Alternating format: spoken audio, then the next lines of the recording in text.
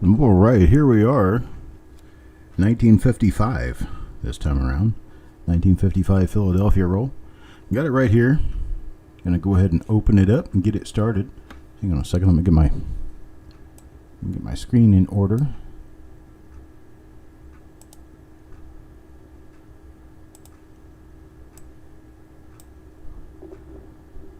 Looks like I have nobody in here yet. I got 5 people here. How's everybody doing today? I don't bite, you guys can talk. Alright, here we go. 1955 Philadelphia roll. We're looking for, especially for DDO number 2. DDO number 2 is one that a lot of people don't bother looking for. We're also looking for DDO number 3, which would be extra thickness in the date and Liberty. Then we have a DDR number 1. It's a very nice double die reverse with extra thickness throughout the model on the reverse. Hello, Bob and Eric. Here's the first coin. This one's a little dark because it's probably sitting at the end of the wrapper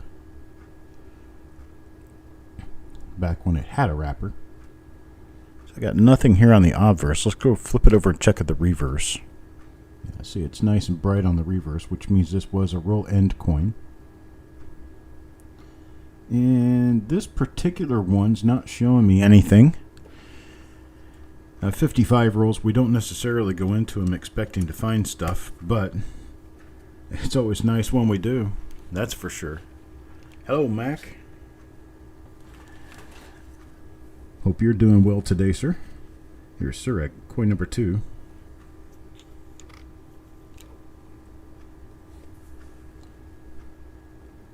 Coin number 2 for Sureg. This one just has a lot of die wear. It's got a cracked skull, so they call it a die crack running across the head. You can see the die wear manifests itself in the way of being able to tear out the outside edges of the design toward the rim, and it just kind of makes them blend with the rim.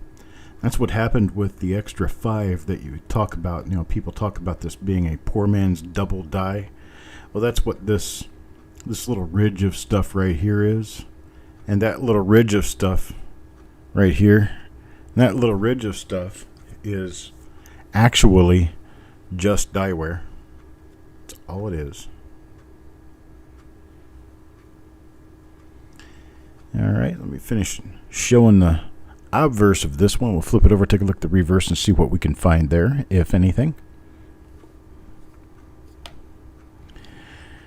A lot of people tend to forget to flip these over and look at the reverse, and the reverse is actually the home of a very nice double die reverse that there are chances of finding.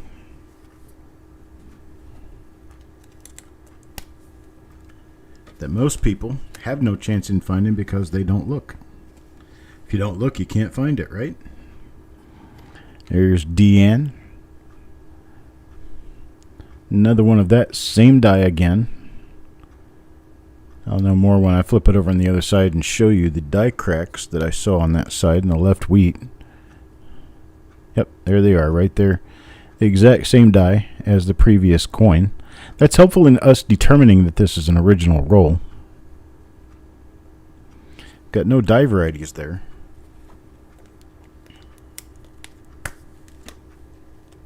Here's coin number 4, Jeff Dunn. And Mr. Dunn, different die. I can tell that this one's an earlier die state. The area around the rim is a lot sharper. You can see it's a lot sharper than the previous coin was. Still has no die variety. There's no doubling, but it's a much sharper looking coin. Big die crack right there on the shoulder. So we'll know that die again if we hit it. And as with most 1955, I'm going to say probably 95% of all 1955 Lincoln cents have nothing on the reverse. At least 90%, probably closer to 99. But we're going to check these anyway because, well, it's my show and it's free. Good thing both sides of the coin come together. You get the reverse with the obverse. You get two sides to look at. Okay, this one has nothing on the obverse. Let's check the reverse real quick. See what can we see? And other than a few spots, we got nothing. This one is for Wanda. Wanda. Coin number 6 now. This one goes to Bob Hampton. And let's see what Bob Hampton gets. Yeah. Got a little bit of that a little bit of that poor man's double stuff going on. This is the same die that we pointed that out on earlier. And when we flip it over, we'll see that the left wheat has a number of die cracks and breaks in it right there. Same die that we've been pulling. Does not have a double die, obverse or reverse. So kind of bum luck on that one. That's coin number 6. Now coin number 7. John Brandon Bow. John Brandon Bow. It's another one of the same die again, I do believe. No, this is a different die. Same effect, different die. No double die on the obverse. That was Mr. Hampton's first coin with us. It was his first reveal coin. He has 3 more reveal coins coming up in our last reveal this week, which will be the 1953 D roll. Hopefully we find some good stuff in that one.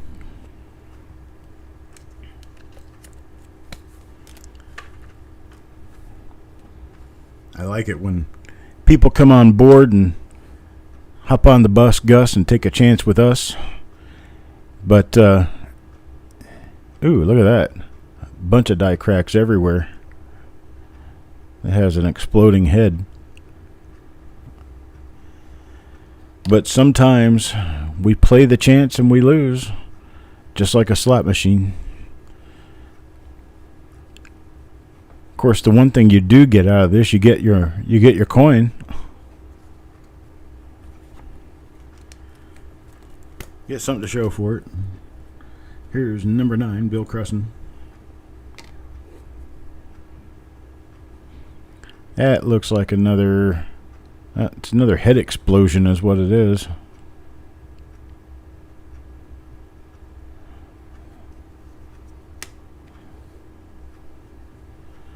Oof. This one was the other end of the roll. Looks like it was the other end of the original roll.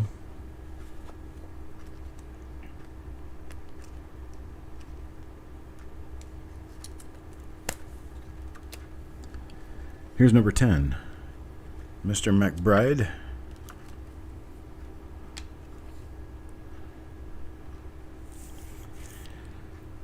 Slightly earlier die state, different set of markers. A different little die crack on the forehead there, and then you got a different die crack down here on the lower lapel. Now, this is something I want to bring out and show you guys especially. Most of your 1955 Lincoln cents from all 3 mints are going to have this stuff that appears to be doubling on the top of the B and the top of the E. Right here. This and this. That is master die doubling. That is an issue created during the production of the master die. So it is nothing on the coins. Something that you're going to see on almost all 1955 Lincoln cents.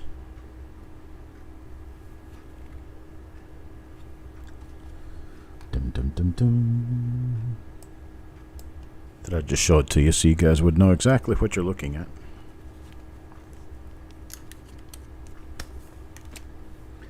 Coin number 11 now for Sureg. What do we have here? Well, it has that same little line underneath the last 5 that shows that it's the later die state. It's basically all that means is it's a later die state coin. Where we go with that idea is that when people are selling you or trying to sell you the 1955 Lincoln Cent poor man's double die for $5 or $10 a coin, it's a scam.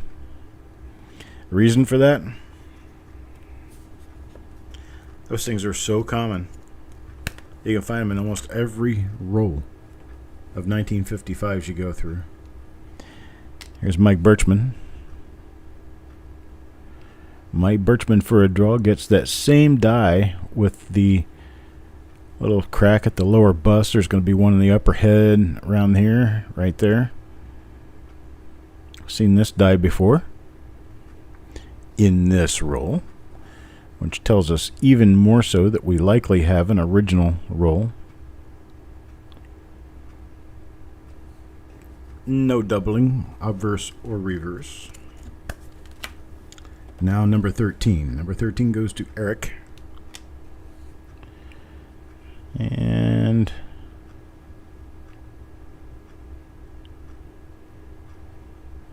not showing anything there.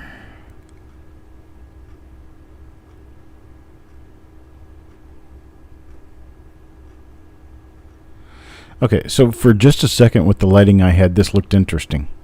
Right here, it looked like we're running into doubling. Okay.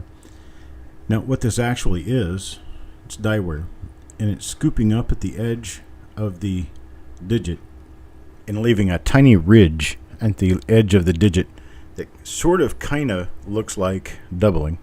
But when you turn it this way, you can see that it's just a ridge. No doubling. There at the LU, you can see how it's just kind of scooped up at the bottom. No doubling there. So when you think you see doubling, turn it a different way and take another look at it. And keep turning it around until you can see it at numerous different angles. That's going to help you determine whether or not you have actual doubling, machine doubling, or nothing at all. A lot of people get confused because they're using two light bulbs, two lamps from two different directions, and everything they see looks like a double die. And what they're not understanding is if they just turn the coin, instead of trying to get the perfect picture of what looks like doubling, just turn the coin and look at it at a different angle, and you're likely going to convince yourself that it's not a double die.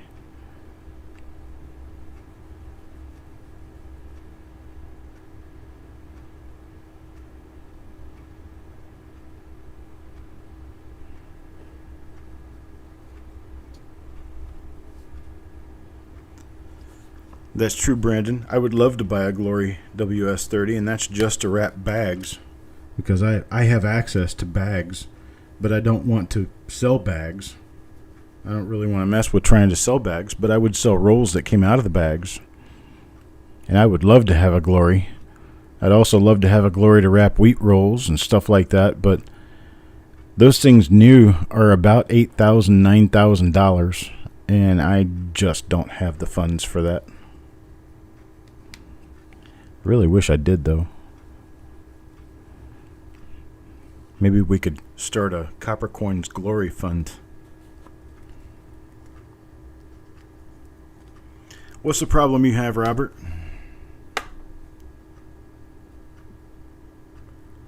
You need to see one in person so that you know what you're looking at under a microscope. You know what? I'm going to do that. Hang on just a second.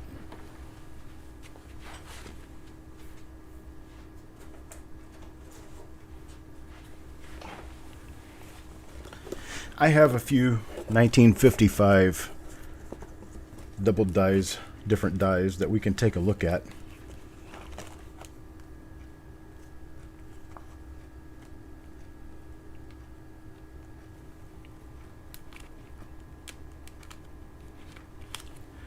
Now, we're going to look at coin number 16 first. This one's for Eric. And let's take a look at the obverse first. Okay, I'm not seeing any doubling on the obverse. Now the reverse. What I want to show you is this reverse right here and have you pay very close attention to what the lettering looks like on the reverse of the coin. Looking at how thick it is, looking at the shape and size of all the, like the dots and the PLU of pluribus. I want you to take a good look at that for a moment.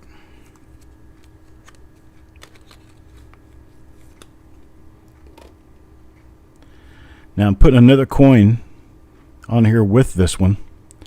I'm going to show it to you. See how thick all of that stuff is? See how thick the dot is? Look at the doubling on the wheat. You see how there's doubling all over the wheat? All of this right here, that's all doubling. See how thick this is? You see how your dot turns into a long oval? Okay, this is a double die. This is one form of double die. There are a number of different forms, but this is one form of double die, and this is a very nice one.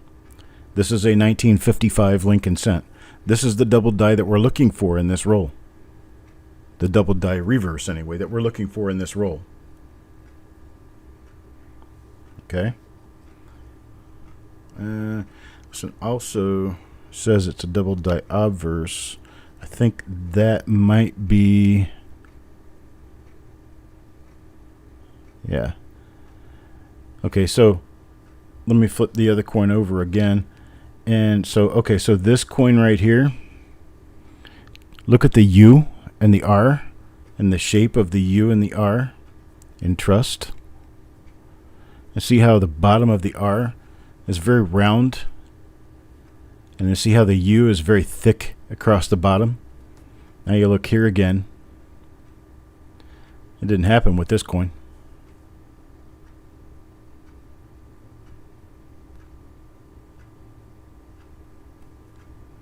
So this one is a double die. You also look here. Let's see. The date's a little bit extra thick. Okay. There's that.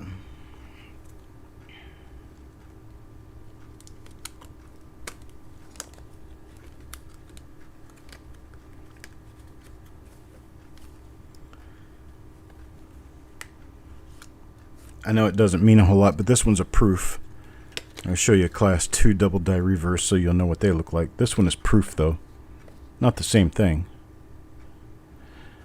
But you see on this coin,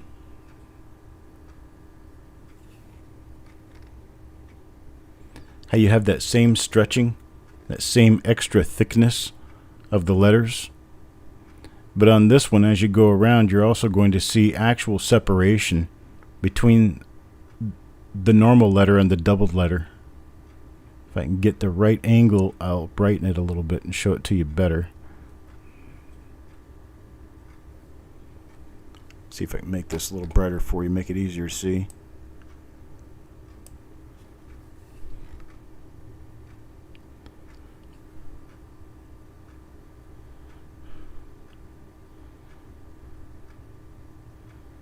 Okay, right there, see inside the U of unum? You're looking right here.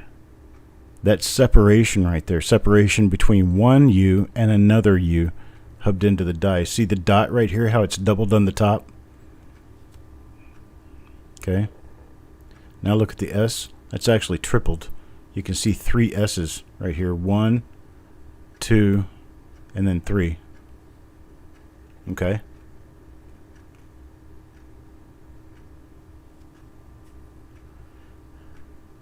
See the B and the R, the U, all of that. See how it's tripled? So this is a tripled die actually. And it's a proof. But that gives you a good idea of what a double die on a reverse looks like.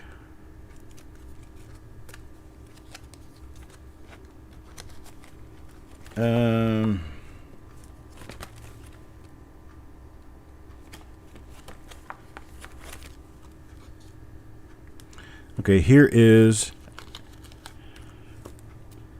a different double die obverse on a 1955.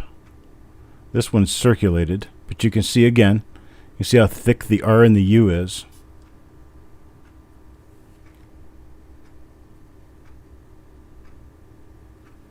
Then we go back over to our uncirculated coin, and that thickness is just not there. Also, look here. See the convex shape? Convex meaning curved in or caved in shape of the outside edge of these letters. They're like curved, almost like they're pulled on the edges. It's a very, very nice sign of a double die. I believe so, Coin Dragon. Double DDO number 3. But you can see that that did not happen on this die, but it did happen on this one.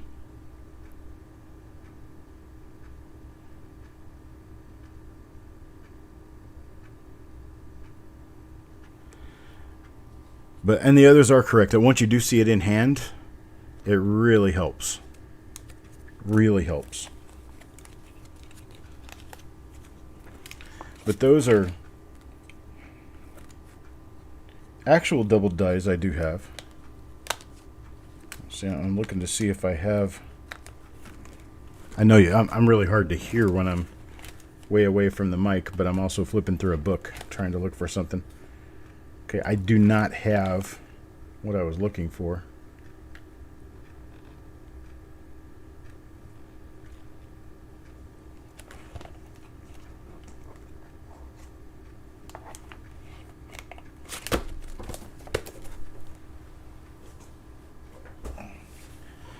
I have had and then not had DDO number 2s at times, but this coin of Eric was normal. Coin number 16 in the roll. Now let's move on to coin number 17. I hope that helps some, being able to see some of the real thing. Here's coin number 17. Let me change my brightness. Take that exposure time down some. Oops, sorry. Take the exposure time down some. Put it back in focus. There we go.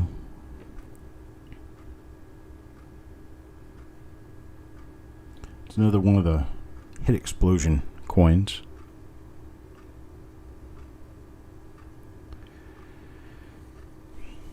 So we know there's nothing on the reverse of this one. Here's number 18 now, and number 18 for Jim Fletcher. Jim Fletcher gets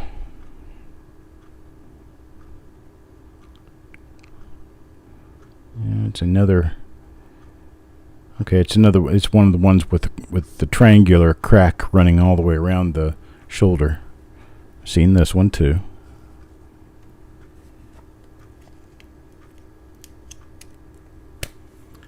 All good, Bob Hampton. This is why I do this. I don't do this just to rush through and make a dime. I do this because I want everyone out there to have some experience at this by having watched what I've done. You see all that peach fuzz on the outside of the 5 there? Another case of your poor man's double die, so they call it, which is absolutely nothing at all, except die wear. Simple die wear. A very late die state die. There's a die crack on the T. Little die chip up on the top of the T. But this one doesn't have anything on it either. On to coin number 20. 20. It's from Mr. Marshall. Looks like a nice coin, just by looking at it. But I don't have any glasses on. It's another one of the triangle die cracks on the shoulder. Triangle, I mean, you've got this all the way up here, and then it goes all the way back down here. It kind of forms a triangle right here. And then you got another little crack going up this way. And so this is a common die for this roll. Seen it a few times. Now we've seen it one more time. It's a little struck through right there. It's actually a lamination. A little scrape of lamination right there. Runs into the B on Liberty and is up above the L and the I. It's kind of interesting. Pretty little thing. Pretty little thing called love.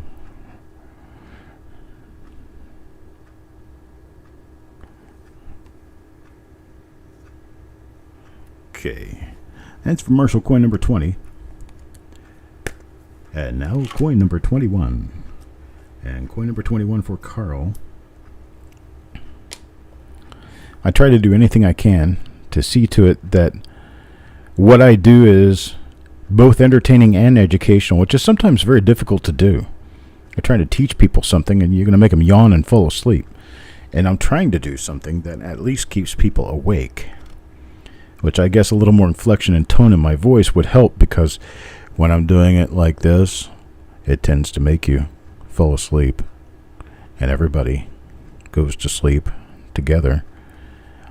Your eyelids are getting heavier. You're getting sleepier and sleepier.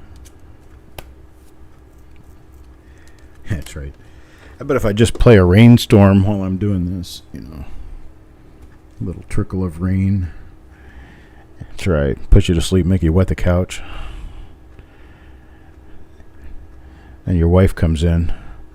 Like, what are you doing?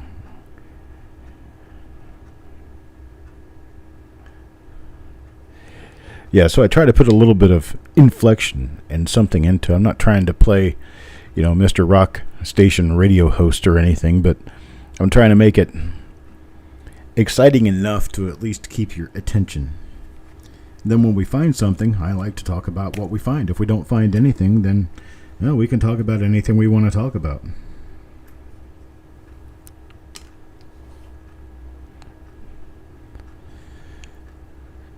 I'll talk about something while we're going through this. My first book.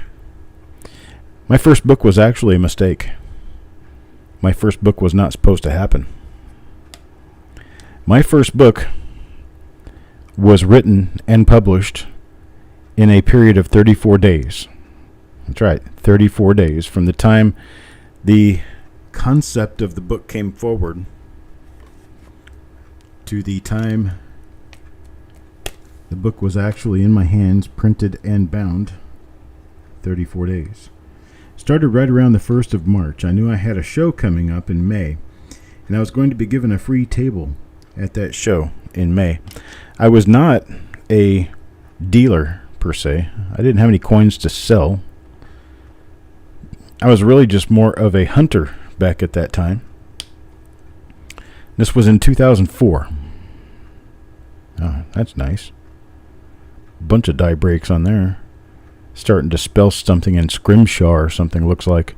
Or maybe it's an Arabic word.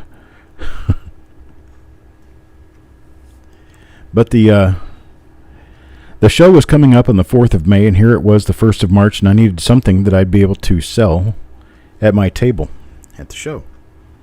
So I figured I would write a number of 5-page, 10-page pamphlets and print those out on my printer at home, fold them and staple them, and have them ready for $1 or $2 a piece at my table at the show. And I'd make at least my gas money for driving all the way from Missouri to Oklahoma City, where the show was and where I was invited to attend. So I start writing, and I found that I was having a difficult time to figure out where to stop writing. So I just kept writing. And I decided, well, this is really just kind of turning into a book. So I may as well write a book. I had no idea what I was doing, but I did know how to lay out a book. I mean, I had the proper software for it. I had the proper software for designing a cover. I met a printer in town who was willing to help me with printing the book, backing it up, printing the sections, showing me the fold process, showing me the cutting process, walking the sections, binding the book, all of those different things that I, basically had no clue how to do. End of March came, and my book was basically done. I was passing it out in little bits and pieces to different friends and relatives to read through and look for grammatical errors and other issues. I went all the way through this book, the editing process, the proofreading process, and I took it to the printer. I kind of stood there and, shoot the breeze with him while he prints the sections of the book. Another guy's running it through a folding machine. I'm like, man, this is just really cool. And he goes over to the cutter and he's cutting them out. And when he printed them, they printed them in sections. Section is 8 pages folded over. And they would cut the sections after the sections were collated. They had to be collated into a book. So my mother and I put on our sneakers, went over there and set up 2 church banquet tables, and sorted 32 sections of a book that was 304 pages. We did that by grabbing a handful of sections and going around the table and laying the next section on and the next section on until we had the full book. And we had full books, we'd stack them up in a box, and Gary would take them and cut them. No, Greg. Sorry, Greg. It's Greg and Larry and Jack. Jack was the printer. Larry was the brother who did the setting and the screens. And then Gary was the post-production. He's the one who cut everything, put everything together, put the sections together and all that. This looks like a double die lid, actually. What do you think, Eric? Eric, you here? Queen Dragon, what about you? What do you think? Looks like a double die lid. Hang on a second. Let me get it in focus. Well, that's interesting. Looks like it could be a double die lid. I'm going to hold this out. Yeah, I'm going to hold this out. I'm going to let you take a better look at it, Eric, when you get the roll. But that looks like could be a double die lid, and if it is a double die lid, it's going to turn out to probably be a new die, because I'm unfamiliar with any double die lids in the 1955 Philadelphia issue. So we finished walking the books around the table, stacking them all up, and this was for Jim Fletcher, and Greg was cutting them for me.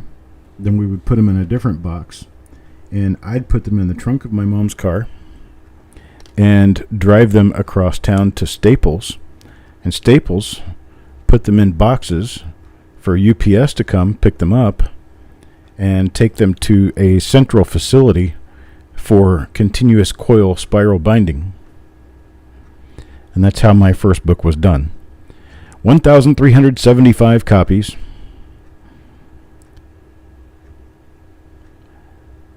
Was published in May of 2004. And I sold it way too cheap. I didn't make any money. In fact, I probably lost money. Operating costs. But it got the name out. It did its job. It got my name out there. Got me recognized as an author in Lincoln Sense. And officially put me on the map of being someone who has proven they have what it takes to be an actual numismatist. So there's a difference between what I think, anyway, is a numismatist and a coin dealer. A coin dealer, now there couldn't be both. I mean, you can definitely be both. And a lot of them are. But there are coin dealers who don't really know much of anything about the coins. They just sell them. They see a value. They buy below the value, sell at or above the value, and then they buy another coin. And that's all they do. They're just flipping coins. They don't understand really why the C.C. Morgan dollars are worth more. They don't understand really why key dates are key dates. I mean, they've got a decent idea, but they don't really know the history. They don't know the mints. They don't know how the mint made the coins. They don't understand that the fact that the new peace dollar, the 1921 peace dollar, is actually related to the scarcity of 1921 dimes. It's all these things that work together. Also, 1922, the reason Denver only made sense in 1922 is because they were busy making peace dollars. They made lots of peace dollars in 1922.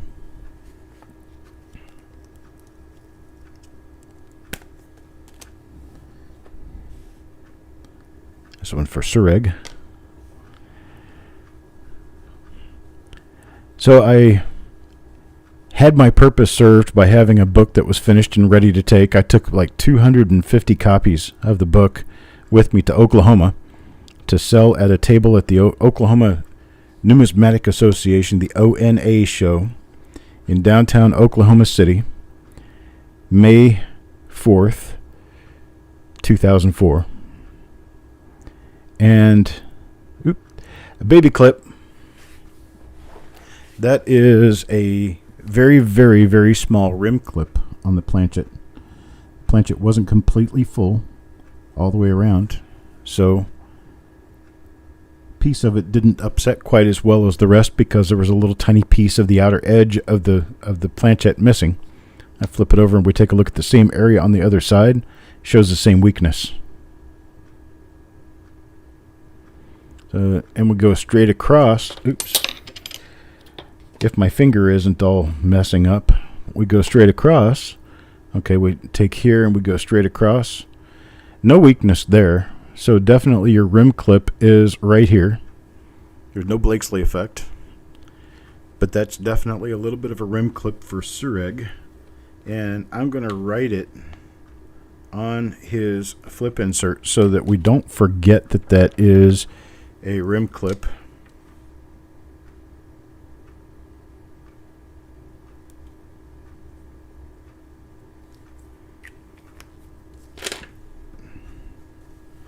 I wrote on there rim clip at K3. That is a collector's terminology. It's written like this. Hang on. Rim clip at K3, which basically means at the clock position of 3 o'clock. So you've got 12 o'clock, 1 o'clock, 2 o'clock, 3 o'clock. At the 3 o'clock position, which is directly on the right hand side, you have a clip that only affects the rim. So that's a rim clip at K3. Congrats, that's a cute little minor error, but it is. Here's number 35. 35 for Bill Crusson. So I had about 100 copies of the book with me at the show. I took my son with me. And I believe I had a friend meet me there to help me run the table. And it kind of turned out to be not much of anything. I think I sold 8 or 10 copies of the book, maybe. All this time and effort that I'd gone through to write the book and get it printed, get it done, get it, get everything put together and bound and all that. And I sold about 8 or 10 copies. I don't know how many of the people who got the book that day realized what a rarity they got, because what they got were Instabind books that were comb bound. Only ones ever done that way were the ones I sold at that show. One for Adam. I don't even have one of those. That's that first die that we picked out of this roll.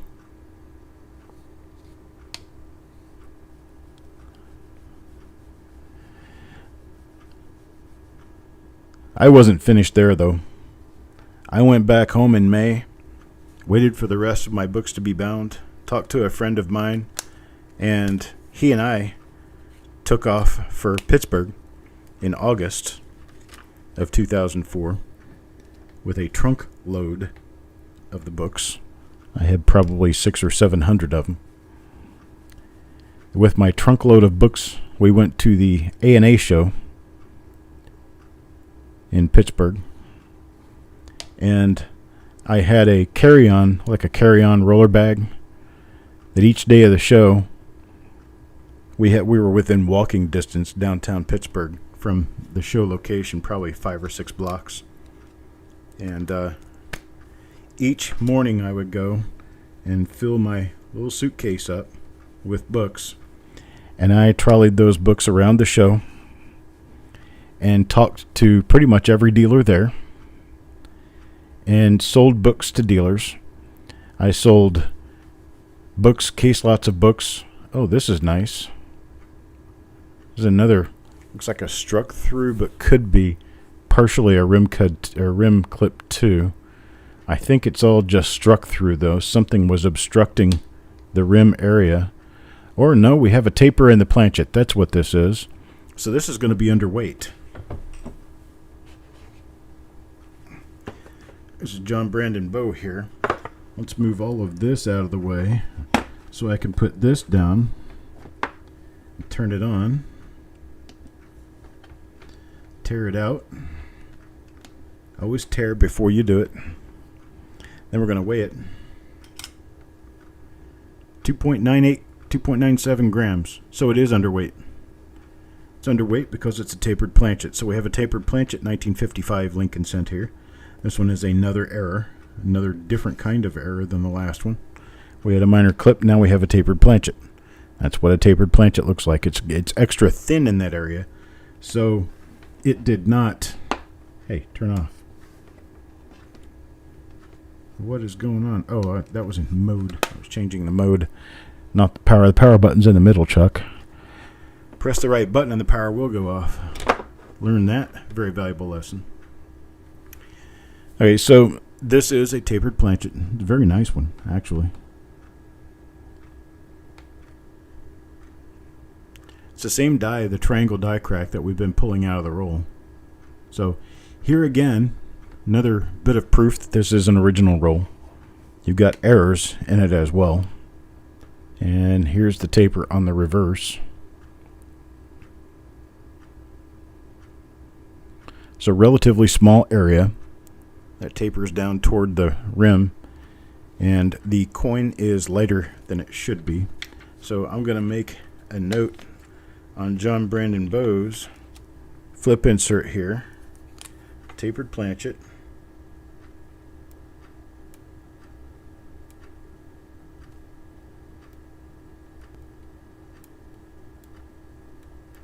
At 2.97 grams. So there we go. Little bit of an error. It's not real valuable. We're talking maybe $5 or $10. But it's cute. I like them. I think they're neat. So there's that for John Brandon Bow. Coin number 38 now. Coin number 39. Coin number 39 goes to Yo Man. Thank you, JC Will. Oh, there's another one of our possible doubled eyelids right there. So we're going to toss this one on the pile with the other one. Actually, we're going to stack these two together.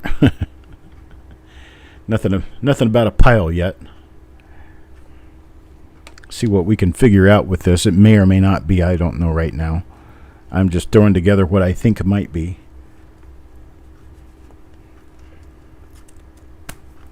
But that was for Yo Man. That's coin number 39, now 40. Coin number 40 goes to Marshall. And Marshall, I never forget the time that I was so helly jelly when I popped open a roll of 1938, original roll of 1938 right in front of the camera. Or was it a 38D? It was a 38 something. I think it was 38 plain. And there was a nice little 20% clip planchet in bright gem BU red right there. I don't remember who that went to, but I was kind of jelly about that one. It's not that I like clips all that much. I just like finding them. I think they're fun to find. Just like all the rest of this stuff is fun to find. That's why I go through so many thousands of normal coins, trying to find those few gems, those few nice little coins. Hey, look at that nice little die crack going on there. Go through bunches and bunches and bunches of normal stuff to find just a few little diamonds in the rough.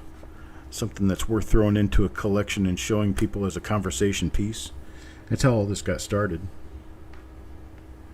Little conversation pieces. Then little conversation pieces ended up turning into value because a lot of people wanted to have those little conversation pieces.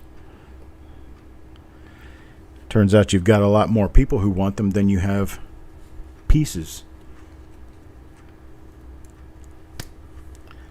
Oh, you have that 38 Mac? Was that 38 plain? I can't remember. 38 plain, 38D. I don't remember which it was. I think it was 38 plain.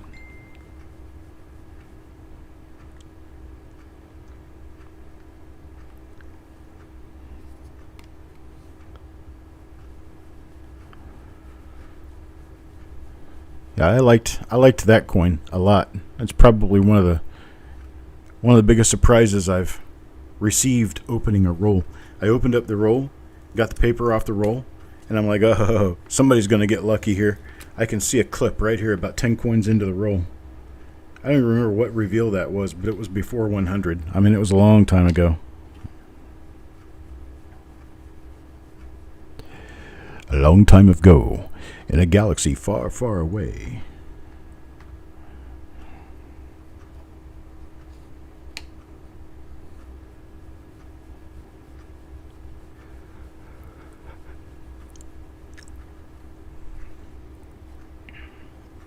Well, that's coin number 44.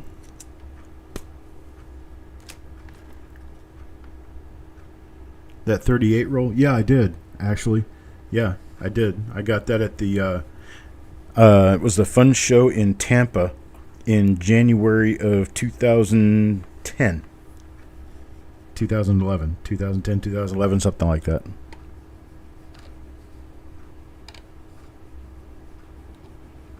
Yeah, the fun show over the last 10, 15 years, the Tampa Convention Center has hosted the fun show, I think 2 or 3 times.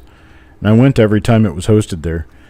That particular show, I spent a lot of money at one person's table. And then I think I spent maybe $10 more at the show. There just wasn't much there, but that one person's table, that made my day.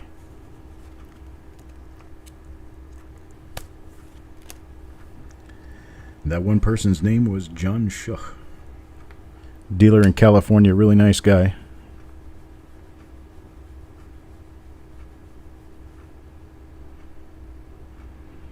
I got that roll, and I think I also got a 42D roll at the same time. Not getting really anything else out of this roll, but we have gotten a number of nice die cracks. We've got a rim clip. We've got a tapered planchet. I guess we can't really ask for a whole lot. A couple of doubled eyelids, possibly. There's another one right there. So, and we could have more of them that I didn't notice. This is just 3 of them that I happened to notice. This coin number 47 is going to be another one of them. Coin number 48 now, Bill Cresson. Got 3 coins left. This is the first of those 3.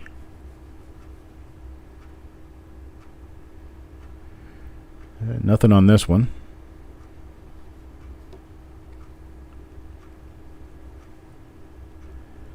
Looks like another roll end coin. Another would be 3 rolls in, 3 ends to the roll. Here's 49 now, and coin number 49, Adam Chambers. Adam Chambers is going to pick up.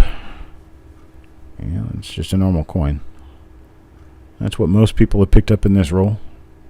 Just normal coins. The reason these coins are a little spotty is a very typical problem that was happening in the 1950s in Philadelphia.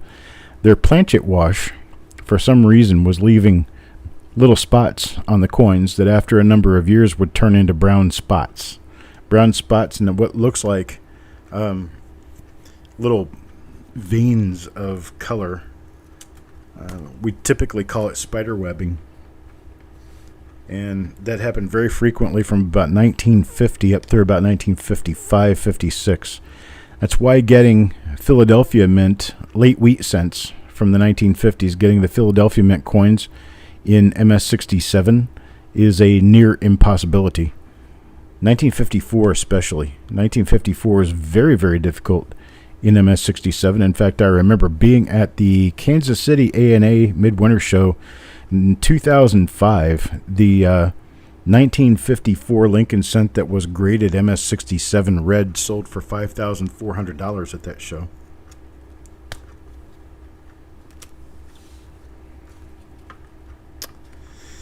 All right, boys and girls. Well, this is what we have, and it's kind of an unfortunate thing, but kind of expected. There's our normal coins. We have 47 normal coins. We've got 3 varieties. Our 3 varieties, 47, 39, 29. They belong to John Brandebo, Yo Man, and Jim Fletcher. Now, there may be others in this roll that I did not notice or I did not pick out. We'll sort those out when we go back through the roll for sure. So this may not be the end of the game for everybody, but it's the end for right now. And with that, folks, I think this is going to be the end of my broadcasting for today. I've got dinner to go out to here in a couple of hours, and then I'm going to be tired after that, I'm sure, because my medication has been whipping my butt lately.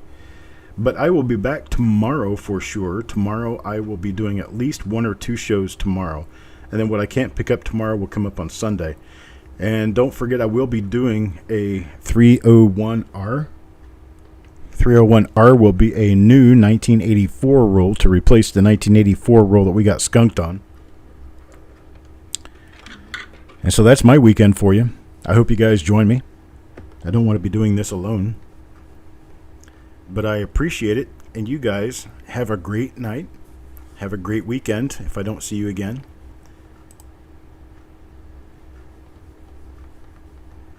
Over and out.